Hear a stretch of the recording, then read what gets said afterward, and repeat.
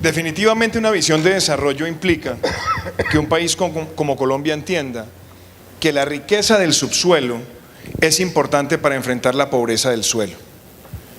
Y enfrentar la pobreza del suelo significa reconocer la importancia fiscal que tiene el sector de hidrocarburos en Colombia. El marco fiscal de mediano plazo que presentó el Ministerio de Hacienda dice que el sector tiene que aportar 9 billones de pesos en los próximos 10 años. Eso implica que Colombia debe producir 900.000 barriles día en los próximos 10 años. Para lograrlo con la tasa de crecimiento que tenemos del 14%, Colombia necesita agregar cerca de 2.000 millones de barriles de reserva para que esa meta sea realizable. Y eso implica que haya una alta inversión, que haya una alta exploración y que el sector contribuya eficazmente a la economía. Eso implica que esto hay que hacerlo y hay que hacerlo bien. Y hay que resolver los problemas entendiendo que Colombia tiene reservas para menos de 5 años en este momento, o menos de 6, y el 70% de los campos petroleros producen menos de 1.000 barriles día. Esa realidad es lo que yo quiero plantearles a ustedes acá. ¿Cuáles son las propuestas para lograr esa meta?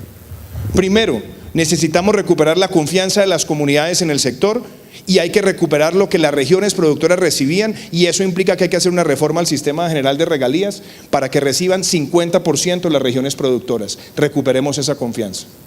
Segundo, los costos de transporte en Colombia son muy altos. Tenemos que buscar un sistema de compensación de precios donde cuando tengamos precios bajos podamos tener unos costos de transporte también acorde con esa realidad y no seguir afectando al sector. Tercero, nosotros necesitamos resolver problemas tributarios en el sector. Las devoluciones de impuestos no pueden demorarse más de 12 o 13 meses y los anticipos de IVA están también asfixiando al sector. Nosotros necesitamos también decirle al sector que debe tener incentivos para la inversión, pero bajo la premisa de conservar produciendo y producir conservando, para que lo ambiental también sea un sello que distinga a esta industria y genere también confianza con las comunidades. Ese país es posible. Y ese país implica que este sector pueda convivir con una agenda ambiental y que pueda convivir con una matriz energética donde nosotros también reduzcamos el impacto de carbono en el consumo final. ¿Para qué? Para consumir menos y poder exportar más, maximizando las utilidades que le da este sector a Colombia. Para mí, el sector petrolero es parte de nuestra agenda de desarrollo y no podemos caer en ese discurso populista de satanizar sectores cuando podemos generar una verdadera convivencia en lo ambiental, en lo social, en el manejo de comunidades, en un sector que consume más de 70 billones de pesos en la economía colombiana. Eso me implica decirles con franqueza que quiero ser un presidente de este país que haga que ese sector conviva con una agenda sostenible de desarrollo. Lo primero es quitarnos la idea de la satanización, y yo creo que hay que mirar cuidadosamente las realidades nuestras. La Agencia de Protección Ambiental de los Estados Unidos ha hecho unos informes muy rigurosos donde dice que uno de los grandes desafíos es tener información veraz sobre el uso de la tecnología y el impacto de la tecnología. Entonces yo creo que el diálogo tiene que hacerse con la comunidad científica, con las comunidades y con la industria. Y tenemos que mirar muy bien cuáles van a ser las cuencas de potencial y los impactos ambientales. A diferencia de los Estados Unidos, donde se ha dado el potencial, que son zonas desérticas o semidesérticas, aquí nosotros tenemos una sobreposición con acuíferos subterráneos, con ecosistemas diversos. Entonces, cualquier exploración que se haga a manera de pilotaje tiene que servir para mitigar bien los impactos ambientales. Y eso nos permite entonces decir, se pueden hacer algunas exploraciones, pero hay que hacerlas con ese rigor. Yo no diría, es que el fracking por sí es malo, no sirve, no, yo creo que hay que buscar esa racionalidad. Y me parece muy importante también una cosa, Ricardo, hay una sobreposición también entre la potencialidad del fracking, potencialidad minera y zonas de reserva en el país. Y ahí es donde la autoridad ambiental tiene que trabajar con el sector y decir cuáles van a ser los efectos en las fuentes de agua. Yo no dejaría de mencionar un tema muy controversial también, la sismicidad en lugares donde hay fallas geológicas. Negar la sismicidad es un error y sobredimensionar la sismicidad es otro error, pero yo creo que ahí hay que tener muy claro cuál es el impacto que puede tener eso en las comunidades. Y quizás yo creo que la parte más importante en la mitigación también tiene que ver con el sistema de regalías. Las regiones productoras recibían antes el 80% y reciben el 20%. Entonces, cuando ven la sumatoria de los impactos ambientales, más los temores infundados, más no recibir los recursos, quieren es rechazar al sector. Por eso yo creo que es fundamental la reforma del sistema de regalías y devolverle a las regiones productoras el 50%. Inclusive puede ser transitorio por un periodo de 10 años, pero el gran error de este gobierno fue haber metido en la Constitución una distribución de regalías que depende muchas veces de las fluctuaciones de los precios internacionales. Hoy hay que recuperar esa confianza y el factor de recibir las regalías también es un elemento financiero de mitigación que debe producir efectos económicos y sociales positivos para esas comunidades. Parte del problema del populismo es que sufre de una enfermedad que se llama el adanismo, que sienten que el mundo empieza de cero. El próximo presidente llega y se sienta y tiene que darse cuenta de varias cosas. Primero, que aquí hay una fuente de ingresos fiscales, pero el petróleo es el 40% del mercado de divisas en el país. Es más del 30% de la inversión extranjera del país.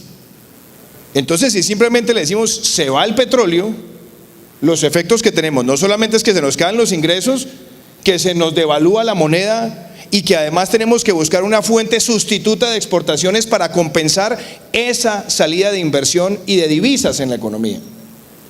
Entonces no es tan fácil como salir a vender es que aquí se acabaran las cosas, porque lo que hay que hacer rápidamente es darle las garantías al sector para que siga aportando a la economía.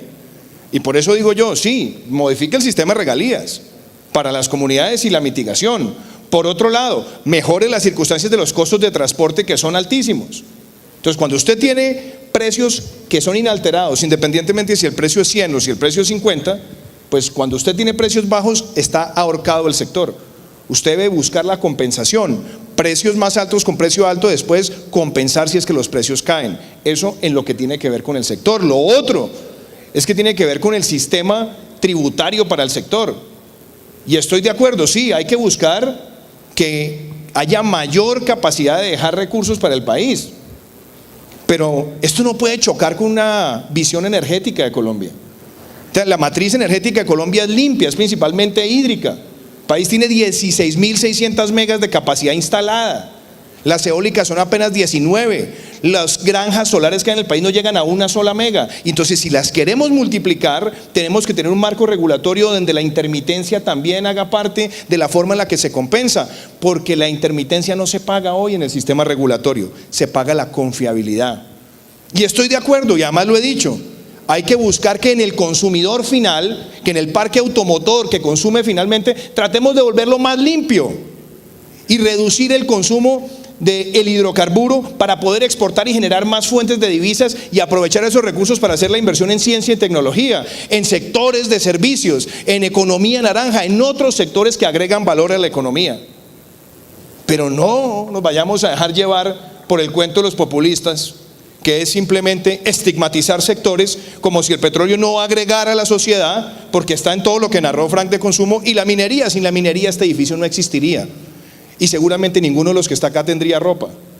Entonces, entendamos que aquí hay que buscar es un modelo acorde, donde los sectores todos aporten y donde tengamos como premisa producir conservando y conservar produciendo. Según la lógica de Petro, la principal causa de divorcio es el matrimonio.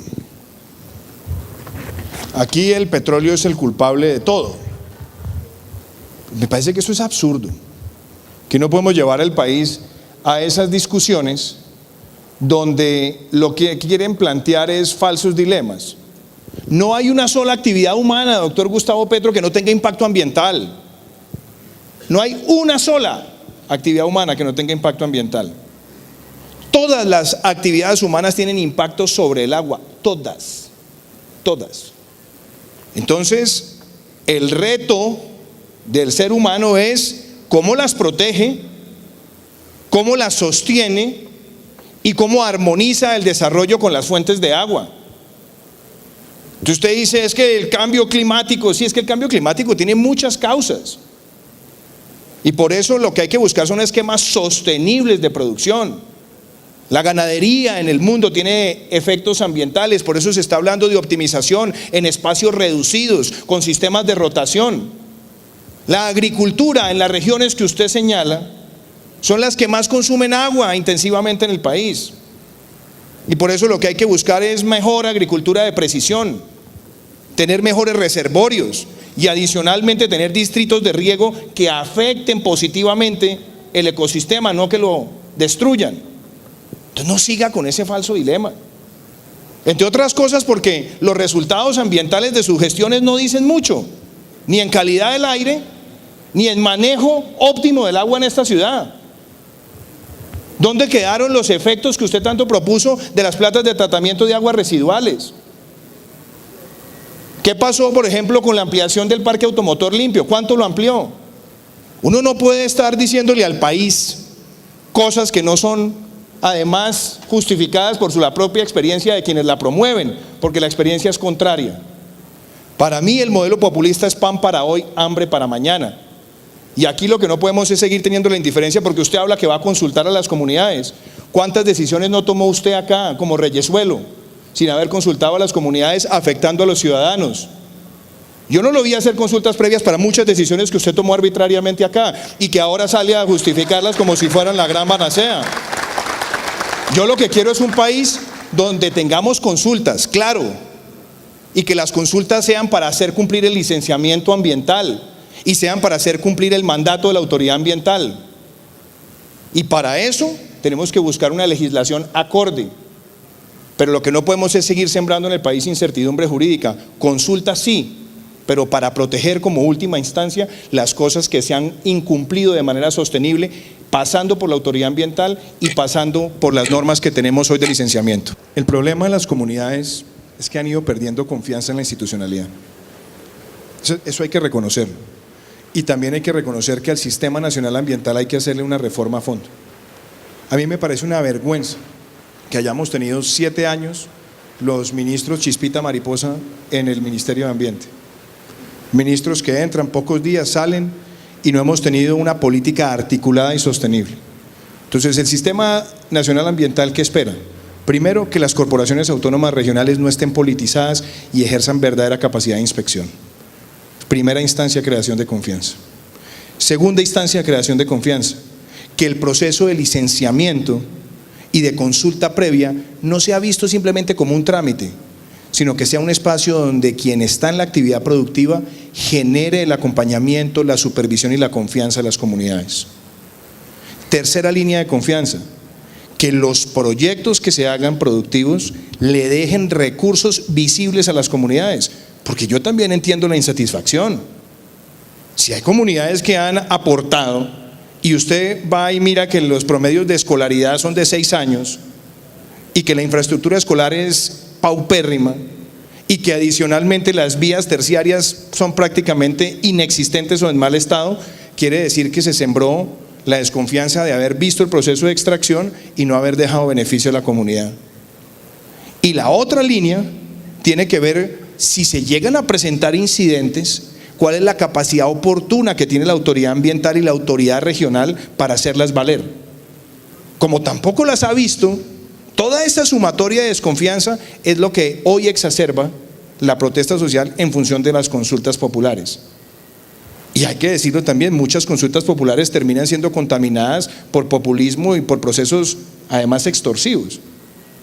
Yo creo que hoy lo que tenemos que pensar es en generar esa confianza, y por eso no me canso de decirlo, producir conservando y conservar produciendo, y que los recursos que queden del sistema de regalías sean visibles para la comunidad. Por eso no me choca la idea de obras por impuestos si es que los privados le pueden dejar el bienestar a las comunidades. Pero la gran tarea que hay que hacer es reconstruir ese canal de confianza. Si lo reconstruimos, las consultas populares serán la excepción y no la regla. Y si lo hacemos bien, las consultas populares deben ser ante incumplimientos flagrantes del licenciamiento, de las normas de inspección de las comunidades con las corporaciones autónomas regionales, y no simplemente el pan de cada día. Yo le tengo mucho miedo al relativismo moral, porque el relativismo moral lo que busca es engañar a la sociedad.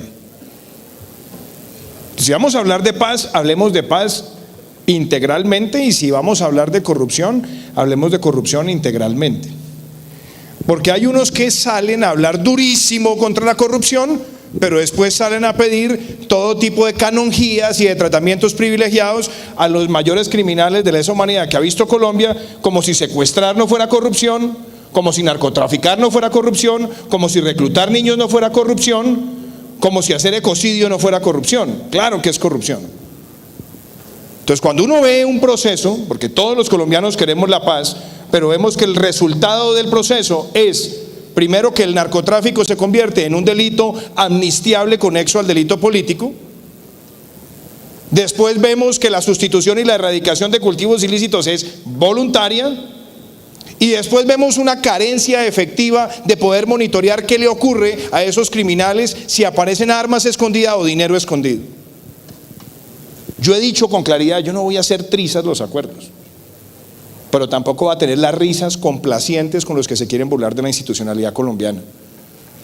Iván Duque, como presidente de los colombianos, el 7 de agosto, tomando posesión, presenta un acto legislativo para que el narcotráfico no sea un delito amnistiable en Colombia. Y va a velar para que la sustitución y la erradicación sean obligatorias y armas que aparezcan escondidas, que no fueron entregadas para su destrucción, y dineros que no fueron entregados para reparar a las víctimas, implica que los cabecillas pierden todos los beneficios y les cae todo el peso de la ley porque se estarían burlando de Colombia. Y tercero, una justicia especial que permite que los criminales de lesa humanidad puedan llegar a cargos de elección popular sin haber cumplido las penas. Eso no es justicia, eso es un privilegio entregado a los peores criminales de la historia de Colombia. Y mucho más cuando han equiparado a las fuerzas militares con el terrorismo en su cadena de mando, cuando la propia jurisprudencia de la Corte Penal Internacional las diferencia y extiende en el caso de los grupos ilegales la responsabilidad a los cabecillas. La paz de Colombia la añoramos todos y la queremos todos, pero la paz de Colombia tiene que ser producto de la legalidad, y la legalidad implica que el que la haga la pague, y no que los ciudadanos vean que quienes han flagelado a Colombia hoy tienen todas las oportunidades y ese tratamiento privilegiado frente al resto de la sociedad. La paz de Colombia tiene que ser producto de un gran consenso nacional, y el consenso nacional tiene que ser sí a la desmovilización, al desarme y la reinserción sin reincidencia, pero no a que los delincuentes posen ahora de prohombres sin haber pagado sus condenas.